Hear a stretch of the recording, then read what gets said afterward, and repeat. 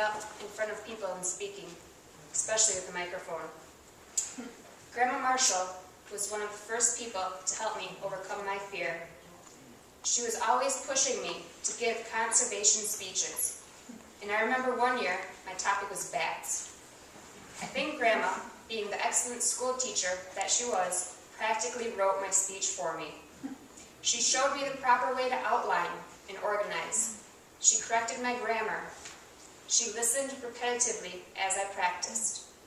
And I even think she gave me most of the information. And when the time came for me to get up in front of everyone and give my speech, I'm pretty sure she's the only one that listened to what I had to say. And even today, I know she is still listening. Grandma helped me, because that is what good grandmas do. She believed in her grandchildren and encouraged them to follow their dreams, even if they did take them to the other side of the world. She bragged about her great-grandchildren. She loved, supported, criticized, and forgave her children. Grandma Marshall was born to Frank and Lydia Church on October 4th, 1914 in Clintonville, Wisconsin. She was the second born of 6 siblings. Her brothers, Raymond, Jim, and Philip Church, all preceded her in death. She is survived by her sisters, Frances Kingery and Barbara Ganich, who both live in San Leandro, California. Grandma is also survived by her 4 children, her eldest daughter Edith and her husband Dale Zubay. Their children, David, Jeff, and Dawn, and their grandchildren, Laura, Paul, Sarah, Alex, and Anna. Her daughter Alex and her husband Roland Lundeen. Their children, Mark, Todd, and Mary Jo. And their grandchildren, Kara, Marissa, Sonia, Kyle, Brady, Ben, Eve, Colton, and Lauren. Her son Nelson and his wife Charlotte Marshall. Their children, Vicky and Rick.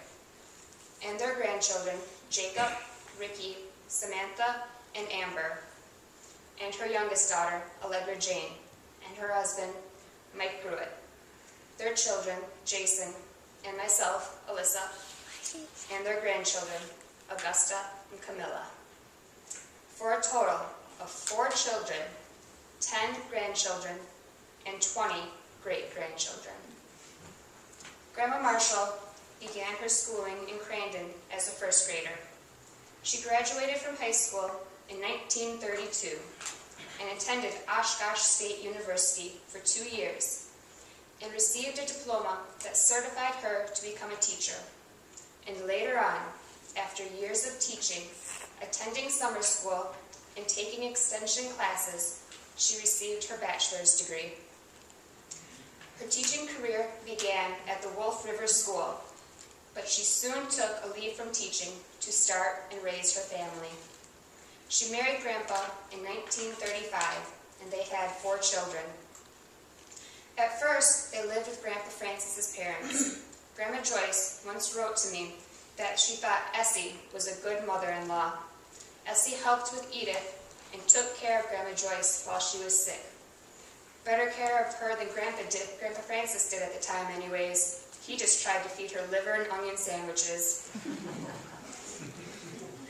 Through the next few years, Grandma and Grandpa were part of a family taxi cab business in Rhinelander. They had Alice and Nelson and moved to Argonne. They eventually became farmers, and their farm helped many people find their feet again with hard work and warm food. It was here Grandma raised her kids and cared for quite a few others along the way. In 1952, when my mom, Janie, was just 2 years old, Grandma returned to teaching. She was a 4th and 5th grade teacher for 15 years at Crandon Elementary School, and also taught 5 years at Langlade County College at Antigo. During those 5 years, she helped train another generation of teachers. Then, after 4 years of teaching the 2nd and 3rd grades in Argonne, she retired, after 25 years in the classroom in 1978. This past spring, she was honored with the recognition of being a friend of the Crandon School District and having her name placed on the bell tower. One of Grandma's greatest joys was when former students would stop to visit with her and recall some of the good times they had enjoyed in her classroom. Grandma always had big dreams of going to the Philippine Islands, to Australia to teach, but Grandpa was convinced that she was not going to go that far from him. While she may not have ever made it there, she did have a lot of great adventures and a strong love for traveling. A few of her more memorable trips include going on a motorhome caravan to Mexico, crossing the international date line in a freighter to visit my mom, dad, and Jason in Okinawa, spending time with her granddaughter Dawn in Alaska, and a countless number of trips out west and to Florida. While Grandma enjoyed traveling, she also loved being actively involved within her community. She enjoyed her many friends in Eastern Star, where she held a number of different offices and maintained a lifetime membership. She has been a long-time member of the Methodist Church and also involved with the Women's VFW, the United Methodist Women's Club, the Historical Society, the Crandon Women's Club, WREA, and several other organizations.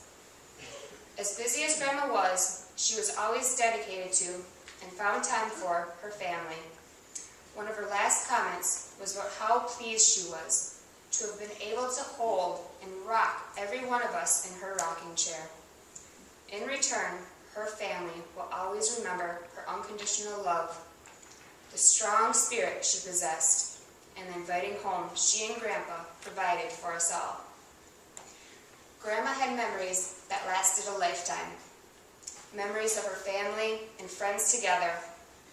Grandma welcomed everyone into her life, and there was always a spot ready at her dinner table. Even as the children grew up and created lives of their own, Grandma was always interested and eager to know the details of their days. She was also the best pen pal a girl on a remote island could ask for. Her letters were constant, encouraging, and full of faith and love. One of my favorite parts of her letters were the closings. It was the part of her letters where she made sure to express her true thoughts and wisdom.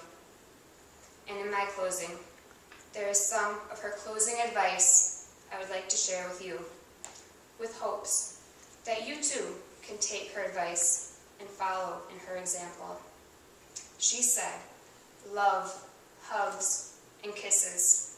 Hope you have a memory to enjoy years ahead. Take care of yourself and keep your courage."